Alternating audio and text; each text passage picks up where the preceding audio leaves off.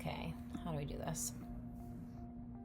Hello, YouTube. Hi, guys. I'm going to do that token YouTube thing where I say, hi, guys, welcome to my channel. I've always wanted to say that. I don't know how to do this, so we're going to start from scratch, and I am going to walk you through how I do my hair and answer some Q&A questions that you guys have asked me on the gram. Okay, bye. Okay, cool. Okay, I think it's on. Okay, hi, guys. This is kind of weird because this is going to be my first ever, YouTube anything. Ooh, that's bright. Hold on, is this light in the right spot? Anyways, there we go. Okay, so I have never done a YouTube anything to camera. I've never spoken to camera, so it feels really weird. But I've gotten a lot of people asking me to do Q&As on YouTube, like answer your questions, blah, blah, blah. So I figured it is raining in Boston. I'm stuck in Boston. I have nothing to do. I need to curl my hair. So what better time to do it than now? So I'm going to answer some of your questions that you guys have asked me on my Instagram while I curl my hair. Okay. All right. Yes, that is a coffee stain. I did drink a nice coffee today, which I don't know where I put it. It's around here somewhere. And that is a stain from it. Anyway, that's beside the point. So some of your questions on this, let's see. What's your favorite ice skating move to perform solo and with a partner? Ooh, that's a good question. So I think my favorite solo move, obviously anyone who knows me, is a butterfly. It's a jump. Well, technically it's a spin. You jump off the ice and you end up spinning. So you end up rotating, I think it's I don't know, a half time in the air. And then you end up in a backspin position. Ooh. I have kind of coined it as my party trick move, and that's the Alex Murphy butterfly. Favorite move to perform with a partner, the Alex Murphy human tumbleweed. Basically, when I was on Dancing on Ice with Kem, I had seen it on these two men acrobats that did this thing they called it human somersaults kind of, or I don't even know what they called it. It was their thing that they did. I saw them do it once and I was like, oh my God, this would be so funny if I could ever do this with a boy. And Kem and I were similar heights. I'm 5'4" and Kem was like 5'8". He thinks he's 5'10", but he's 5'8". And so I was like, oh, I'll try it with him. And we tried it and it was so funny and it just kind of became my go-to thing. And then I ended up actually doing it again with Joe this past Dancing on Ice. Thing is, the weight's all on them as the boy because whoever's heavier takes the, most of the weight, obviously. Joe ended up injuring his ears from it. He rubbed my skates against his ears and somehow managed to get cauliflower ear. I don't even know how that happened, but it actually was a really bad injury that had to be lacerated, and I thought we weren't going to make it to the final. It was such a bad week that last week. I was so stressed out. Yeah, I would say the Murphy human tumbleweed's my favorite. Which one do you prefer? The UK or America? This is really hard. I miss America all the time because I miss my family and I miss my parents. So Boston and the UK are really similar because Boston was the first British colony. That is why I would guess that we have so many similarities. Even the towns are named the same. I'm from Woburn. There's a Woburn in London. Well, not in London, in the UK. I actually really, really love the UK. I would say the weather over here is pretty similar. Everything's pretty much the same. So yeah, nothing really different. I think I like the UK a little bit now because I've been kind of adopted over there by a lot of people. What is it like living with Clyde? I bet he'd tell you that I'm a peach. We don't live together right now. I live in Walthamstow with my best friend Arthur, and he lives in a flat in Welland Garden City. I hope it's okay that I said that. He has been living in that flat for a really long time, and I just moved to my place right before Dancing on Ice this year. He has enjoyed his quarantine with me. I bet he would tell you that he had a great time in quarantine with me because I'm such a blast, obviously. No, we actually have a really good time together. Eek. Okay, so I'm gonna answer this one. It's really uncomfortable, but I'm gonna answer this one. Obviously, the most recent question I've been getting is, have you found out why you're not going back to Dancing on Ice? So there's no bad blood. Honestly, I love that show. I was just not asked back. We work as skaters and we're contracted monthly for a lot of contracts. I worked on cruise ships where I was contracted for anywhere from 4 months to 9 months. And every job as an ice skater, it's like an actress. You just work contract to contract. So unfortunately for me, this year they decided they didn't need me. So they just decided that they were going to try to freshen up the cast and bring in new people, which is understandable. It doesn't mean that it's not disheartening. It doesn't mean that I wasn't upset. It doesn't mean that, you know, like that was a big part of my life, but I'm really, really grateful to that show, because had I not done that show, I wouldn't have done Coach Trip. Had I not done Coach Trip, I wouldn't have met Clyde. Had I not done that show, I wouldn't have met Brienne. You know, there's a lot of things in my life that have happened because of that show. I wouldn't have met Joe, and I just absolutely love everybody that I've worked with, and Kem, and, you know, the whole team. So I'm really, really lucky, and I wouldn't be in the UK if I hadn't done Dancing on Ice. So lucky for me, Dancing on Ice happened, and it was a great 3 years there, and a great year over in Amsterdam that I did the Dutch version. And now I'm just hoping that something really exciting comes through for the future. I will keep skating. I'm 32 now. I don't know if I'll keep skating forever, but I know that I will keep skating for the time being, and just because I love it, but not because of any other commitments. Right now, I'm just gonna enjoy my time as a skater and do it for me, and I won't be skating professionally at the moment right now. Okay, now that we got that one out of the way. What's Clyde's biggest fear and his biggest rash? That skit that I did, that I said that he had a rash in the supermarket, that wasn't real. He doesn't have a rash. I mean, not that I know of. He does not have a rash. But his biggest fear, I don't know. I'd have to ask him. I think it's heights. I'm pretty positive it's heights, because he doesn't like spiders, and I would say it's heights. I know that on Coach Trip, when we left, they had to do bungee jumping, and he was very, very scared.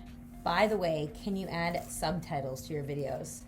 Is that because you can't understand my Boston accent, or is that because I talk too fast? How did you meet Clyde? Obviously, I met him on Coach Trip. You know, we became friends on Coach Trip, and then he asked me out, and then we went on a date, and then it was just kind of a long, slow process, and here I am today. Tips for staying positive during hard times. That is a really good one. I am a big, big, big believer in law of attraction, in manifestation. It's very, very easy for me to get negative and to get really cranky and pissy, and so I have this big thing that if I just don't talk about it, it doesn't happen. So for me, if things are going bad, I just don't address that things are really bad. I try not to talk about it, because if I talk about it, I bring it to existence, and I believe that if you are positive, negative things don't happen to you if you don't speak them into existence. So there's that. How do you come up with choreography? I love choreography. I've always loved it since I was a little kid. I had an amazing dance teacher growing up. Her name was Deirdre, and she is awesome. And actually, her husband's British, fun fact. I loved taking dance class, but I didn't take dance until I was like 14. So I was really behind everybody, but she still let me be in her like high-level dance class. She would choreograph my skating routines, and then I just got into dance a lot. And so I take a lot of stuff that I get from dance choreography more than skating choreography. I don't really watch competitive skating. Like, I couldn't tell you who won the Olympics or anything. I have no idea, to be completely honest. So all the questions are, why are you not back on Dancing on Ice? How do they make your skating boots flesh colored? Are they bought or painted like that?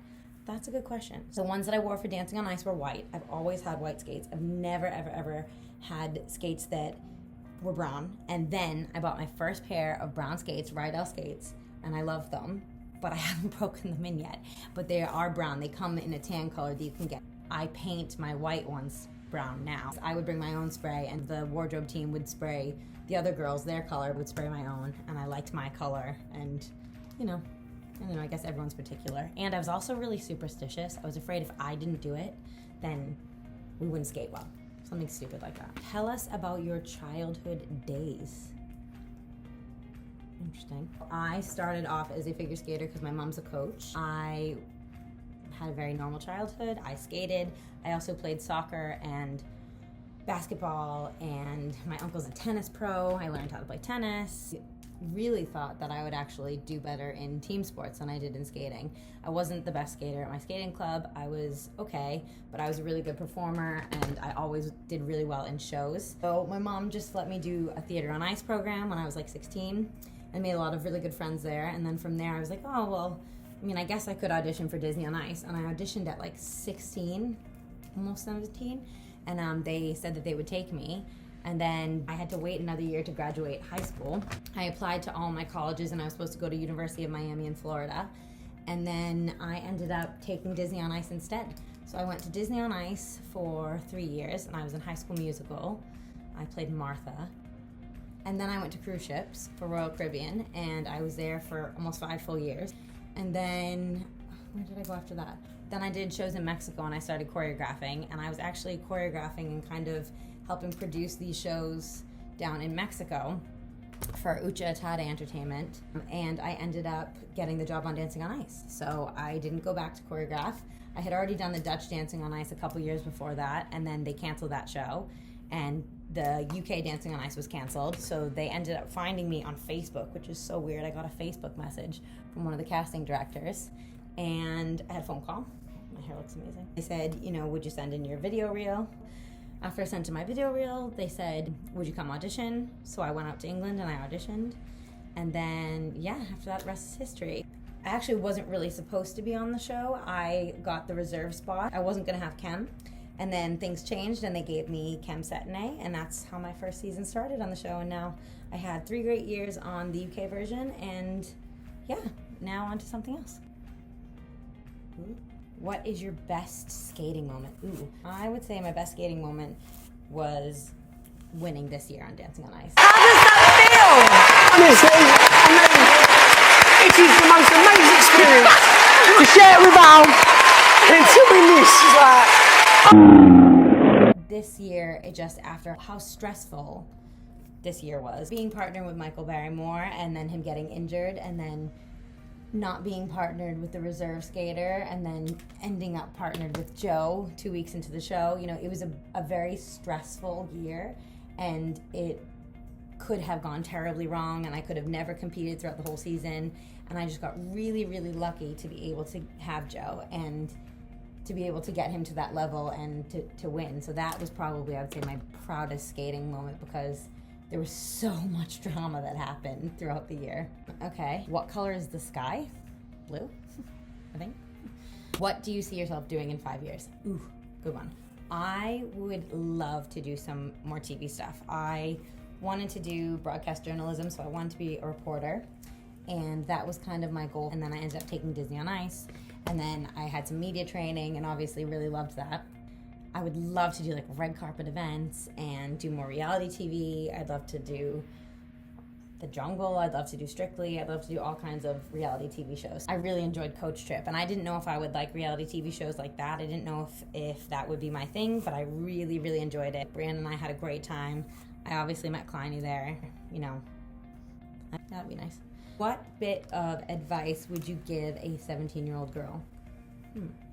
I would say, don't care anymore about what anybody thinks. Do your own thing, go your own way. It's nobody's opinion but yours, and you'll make all the right decisions in the right time. Yeah, and I just wouldn't care what anybody thinks. Because now, at 32, I don't really care. But I did at 17, like everybody does. Does Clyde stress you out? No comment. Just gonna leave that there. Ooh, wow, lots of hair. Okay, there's a lot more questions on this, but I'm gonna save them for another time because I don't want this video to get boring. Thank you guys for watching, and like, comment, subscribe, whatever people say. Up here, down here, I don't know how to use these things, but I'm gonna figure it out. Okay, bye.